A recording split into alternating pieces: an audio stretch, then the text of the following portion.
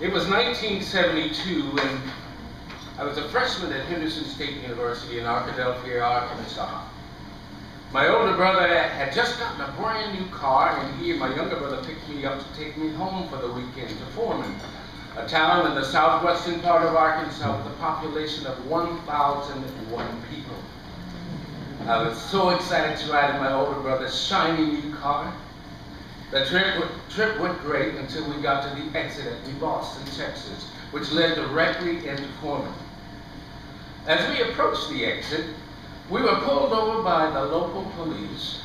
I was so afraid because this was 1972. We were black, and this was the South. I am the fifth of 7 children. Up until the time I was about 6 or 7 years old, we lived in a small 6-bedroom, 10-room house. Oh, how I loved it when it rained. My parents had 1 bedroom. My 3 older brothers shared another, and I shared the last bedroom with my 2 sisters and my younger brother. There was also a front porch, a back porch, and a kitchen. There was no indoor plumbing. A trip to the outhouse was always exciting. I saw many snakes cross my path, and Sears and J.C. Penney catalogs were a good way to wish for toys and clothes. They also served as toilet paper. Water had to be boiled for bathing and washing clothes, but I had a ball. I was so excited the day my dad brought home a beautiful collie puppy, which I promptly named Rennie, after the famous Rin Tin Tin. Oh, the fun I had playing with Rennie. One day, while playing in the front yard, Rennie ran into the graveled road and was struck by a speeding car that crushed his hindquarters. My eyes filled with tears as I picked him up and carried him out to the road, and I thought he was going to die, but thank God he didn't. With 7 kids, my parents couldn't afford a veterinarian. I had never heard of that word. So my dad built him a sling in hopes that his wounds would heal and his legs would get better. It didn't happen. Although my dad tried every remedy he knew to try and save my Rennie, the flies bred in his rooms, and to end his suffering, my dad put him down. I always remember the look in his eyes as he was about to leave me. I loved him so much, and so did my dad. When I was 6 or 7 years old, we moved into a brand new house on the 40 acres he and my mom had bought across the street. My dad and my brother Dale had worked fearlessly to finish the interior, but with a new house came new rules. No shoes in the house.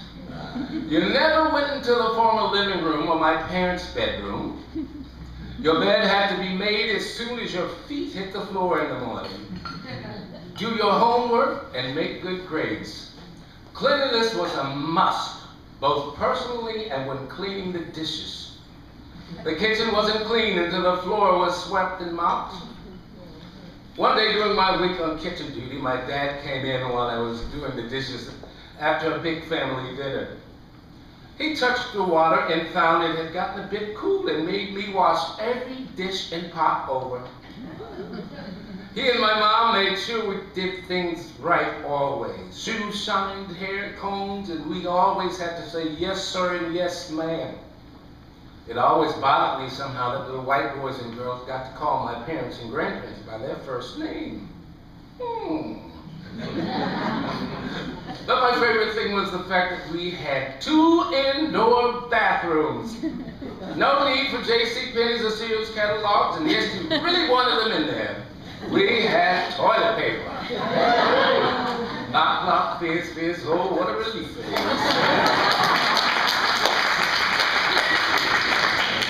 One day, not long after we moved into our new house, a huge bus pulled up in front of the house. Of course, shoes were shined, hair was neat, clothes perfect. Who were these people who made us wear our Sunday best on a Wednesday? You see, my parents had bought the 40 acres and built the house with the help of the FHA. And the bus was filled with people from Washington, D.C. and Arkansas, who came to view the fruits of their labor. These guests included the Secretary of Agriculture at the time, Orville Freeman, and then Arkansas Governor Orville Thomas. It would be years before I would understand the significance of that moment. I sat there on the sofa in the den with my brothers and sisters and stood politely and shook hands as they passed by. When they had left, the Sunday clothes and shoes immediately came off and I went out to play. Unity Elementary and High School was where I attended school until 1970. The school was just one huge white building where all classes were taught, first grade through 12th. Looking back now, I wonder how we survived it, but it worked. My dad was the principal and my mom was in charge of the cafeteria. After preparing breakfast for us at home, she always left early to get food ready for lunch at school. Oh, how I loved the rolled oats confection she made called shortened bread. Apple Crisp was another one of my favorites. Thank you, Chef.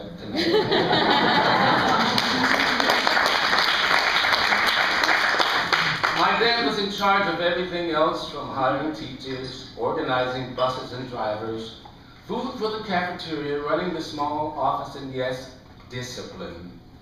I never wanted to get in trouble at school because the punishment would be double. School was from 8:15 until 3:15. I would stay behind with my dad and play under the huge pine trees that lined the campus. We called it the Grove. The older kids would use it for strolling and courting while we stayed to play on the playground. One day while playing with my friends in the second grade class, a huge truck appeared filled with pianos. My dad called me over and asked if I would like one. I said, yeah, and politely ran off to join my friends on the playground. I was amazed to find a beautiful upright piano sitting in the living room when I got home. I could finally go into the former living room. I began to play the keys and was able to figure out the tune, Twinkle, Twinkle, Little Star. I started formal lessons with three wonderful women, Miss Cassie Wright, Miss Leola Hatton, who was a contemporary of Scott Joplin, and Miss Delilah Gully. In 1970, schools were integrated, and I was a little scared. I didn't know what would happen, but found out that it worked out fine. Dad became the assistant superintendent, and Mom continued to work in food services. I made new friends, joined the band and the glee club, and continued to study the piano. In May 1972, I graduated with honors from Foreman High School.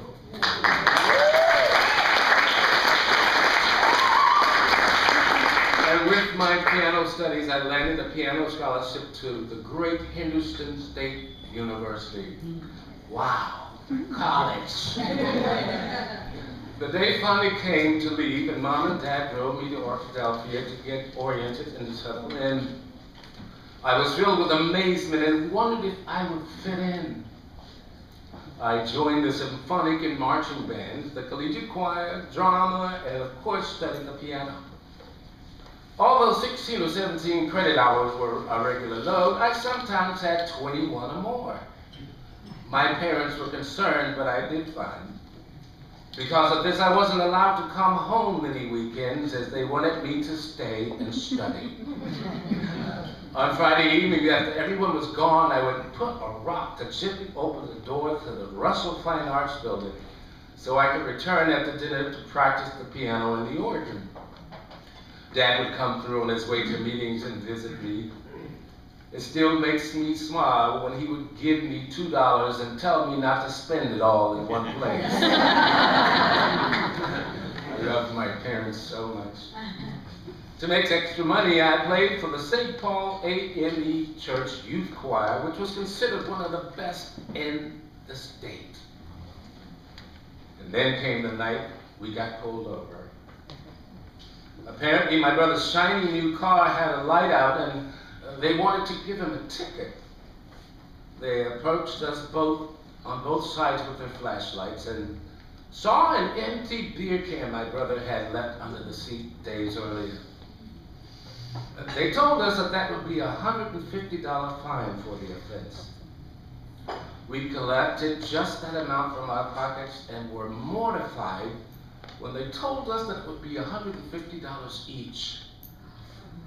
I knew and felt that I was never going to see my parents again. They had worked so hard to make sure we were good people and always do the right thing. I was on my way home to celebrate being in college and being home, and they threw my little brother and I in a filthy jail. I was 17 years old and my brother was 15. As there were no cell phones back then, my older brother drove the 16 miles to Foreman to alert my parents. We were so scared. When my parents arrived and saw that we were locked in a cell with a sleeping drunk man, my mom possessed the wrath of a lioness defending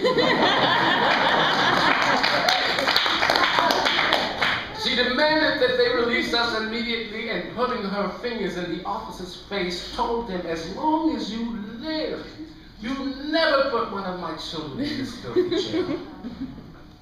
She was crying, and I grabbed her and started to cry as well. I assured her that we were fine. In the meantime, they had awakened the sleepy old Texas judge, and my dad kept asking him, what did they do?